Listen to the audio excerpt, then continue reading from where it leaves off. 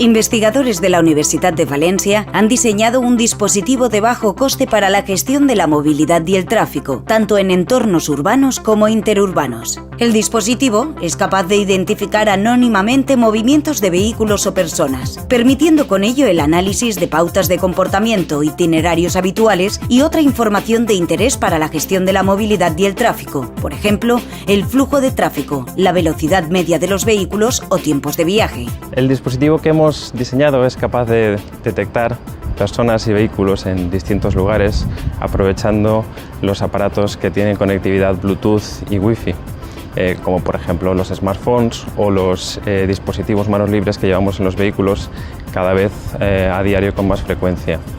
En este contexto es importante destacar que identificar no significa extraer la información de las personas, los datos personales, las matrículas de los vehículos, sino que es simplemente asociar un dispositivo con conectividad con un actor móvil, que es lo que nos interesa en este caso. A diferencia de otros sistemas empleados habitualmente en el sector, esta tecnología permite que la detección sea anónima, preservando la privacidad de las personas. Esto se consigue sin limitar por ello las posibilidades de volver a identificar al mismo individuo o vehículo en cualquier otro lugar. Gracias a las características de identificación única que proporcionan los dispositivos Bluetooth y Wi-Fi, se hace innecesario el empleo de tecnologías mucho más caras y generalmente no anónimas, como el reconocimiento de matrículas con visión artificial y otros sistemas similares. Existen otros sistemas en el mercado que permiten obtener información del tráfico agregada de manera anónima. Sin embargo, el sector de la gestión del tráfico tiene una necesidad y es conocer el comportamiento individual de cada uno de los actores móviles.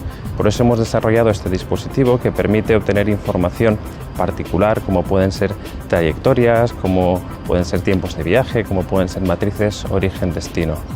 Este dispositivo permite obtener información individualizada y además está desarrollado con la idea de que tenga una viabilidad económica razonable para empresas que quieran entrar en el sector del tráfico.